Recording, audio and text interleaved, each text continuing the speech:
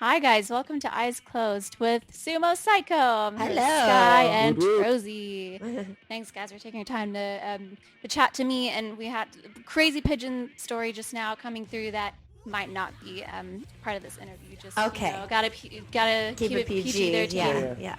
So I really love how passionate you guys are about creating your art and sharing it, and getting your fans involved with everything you do. What's been kind of the most memorable or fulfilling kind of fan moment that made you go, damn, like this is really making everything worth it?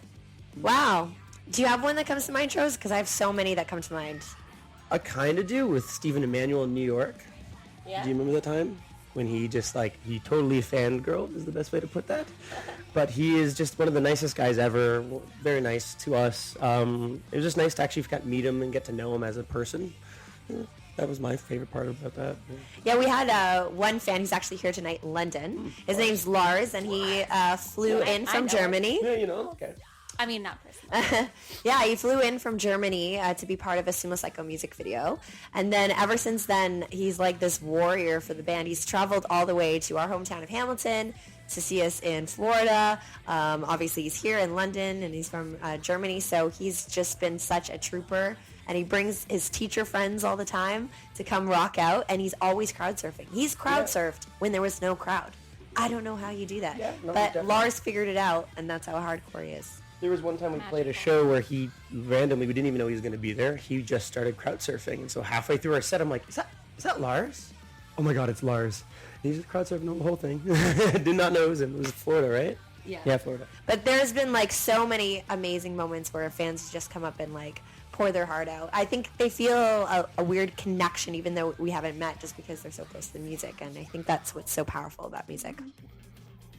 Awesome. Yeah. So you're an independent band. So that means even when you're on tour, you handle the business side of things. You do the merch. You do you drive, pay all the stuff, count all the money and all that stuff. Do you feel that sometimes that sort of involvement keeps you from being able to fully enjoy being on tour? For sure. I mean, there's ups and downs, of course. There's obviously the issue of you can't be out drinking and partying all night when, no one's going to wake you up except you. You have to be on your game and make sure your alarm's set and make sure you get the check marks in the boxes every day. But you also, in exchange for that, get a lot of power being independent. You get to decide when and where you're going to be, what you're going to do. We have veto over everything, which is kind of fun. But yeah, there's an upside and a downside to it. And right now, for where we are as a band and this kind of level and the way the industry is kind of working these days, I think bands kind of have to be a bit more of the road warriors, where they take on more responsibilities than back in the day. There's no such thing. You can't trash a dressing room. You're not going to be booked again. Can't be drunken and show up on stage, stumble on stage and do a really bad rendition of your song, and no one's going to come again. We realize that, so we work really hard to make sure our fans know that we care and we want to put on the best show possible. Yeah. Anything to add? Well, there's a reason why the tour is called No Sleep, No Surrender. So Or just no sleep at all. it should just be No Sleep, No Sleep. Yeah. Awesome. Yeah. So you not only do you tour relentlessly, you create 24/7. I mean, a lot of your fans will know. Do your music videos yourself. You build sets. You do all that stuff. Merch. So you're artists through and through, you might say. If you had to choose between making music but working a 9-to-5 boring office job, or doing no music at all but working a really creative job, what would you pick? Ooh, that is a very tough question, and that is a predicament I hope I am never in my life. Ever. But I actually, for a time in my life between singing pop music and starting Sumo Cyco, I really thought I was going to segue into being a filmmaker, and I was going to go to film school. And then I kind of got talked out of it by a really well-known producer in Toronto who just said, you just need to get out there and get experience. And that's something I think I could totally be almost as passionate with as music. So I would think I would do a full-time creative job, even if it wasn't music, because I've never in my life, I'm sorry to say to everyone, but I've never had a 9 to 5 in my life. I've always tried to figure out a way to avoid that at all costs. I have had a 9 to 5 job, and I wouldn't pick anything but music, period, for the rest of my life. Nice one. So opposites. Right. All right. Cool. So you just put out Undefeated, the music video. Which Yeah. is really cool. People on the interwebs are shipping Severnot. You know, that kind of. Do you think that narrative is gonna continue? Or any spoilers? Anything?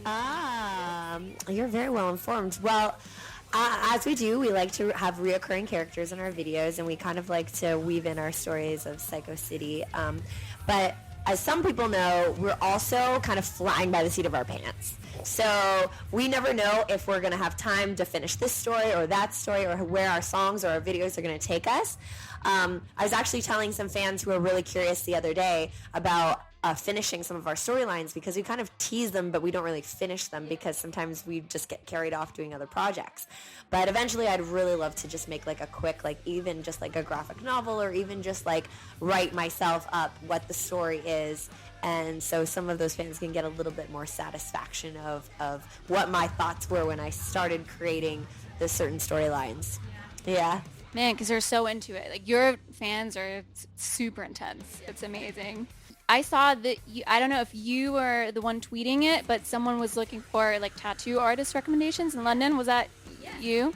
Did you get any new tattoos while in the UK? We did. We didn't get them in London, but we got them in Glasgow, at Rock and Roll Tattoo Glasgow. All 4 of us went, and all 4 of us got tattoos. Yep. You Can got... you show them up? Yeah? No Face from Spirited Away.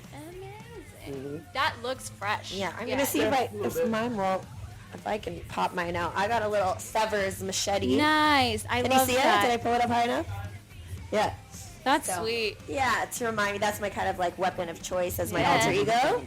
And then Matt got the kind of, what do you call it? On like the shield, like the lion, the crest lion. And then Ken got a little crown on his ankle to commemorate one of our friends who recently passed away back in Canada while we were on tour. His name's Shane King. A good friend of the band, and his kids always played Sumo Cyco, so big hearts go out to Shane's family, and that's like a little commemorative tattoo for Shane. Yeah. Nice. It's cool that you all got really different ones. And Yeah. yeah, awesome. Right. So you seem super confident. You're confident performers. Is there? Do you guys have a celebrity crush that would like totally make you like lose your game? No, hers. Oh man. That one's easy for her.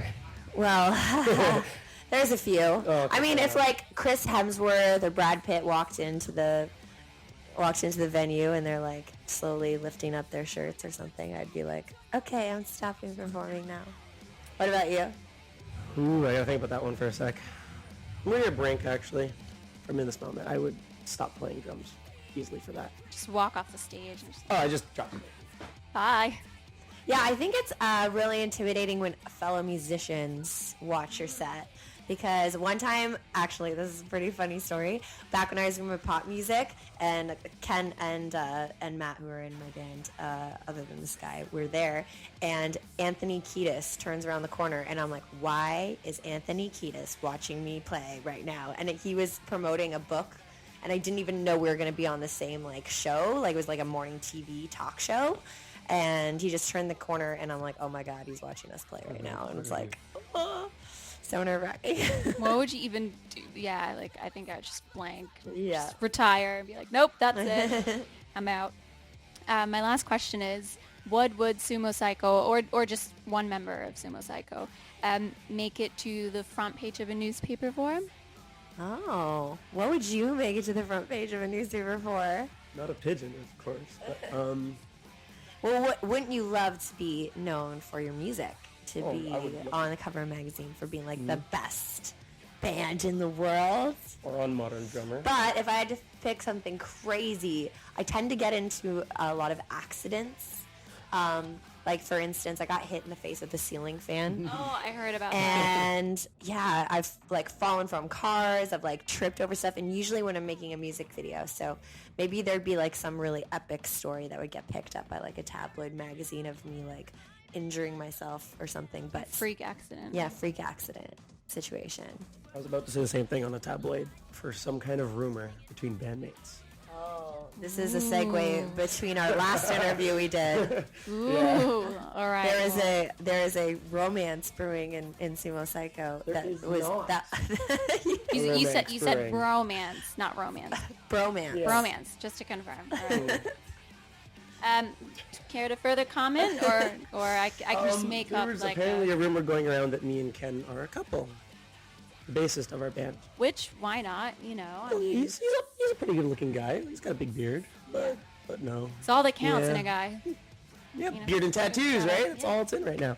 You never know what's going on behind the scenes. It's 2018. Anything can happen. Anything can happen. Maybe that's what we're gonna see as a continuation Never of know, the guys. Undefeated video. Yeah. I do, but you guys Part two. don't. So. Yeah, relationships between skull-headed monsters and humans as well. That's yeah. accepted in our Cliffhanger. universe. Awesome, guys. Thank you so much for your time. Really Thank looking you. forward to the Thanks so show. much. It's nice meeting you. Nice to meet you as well.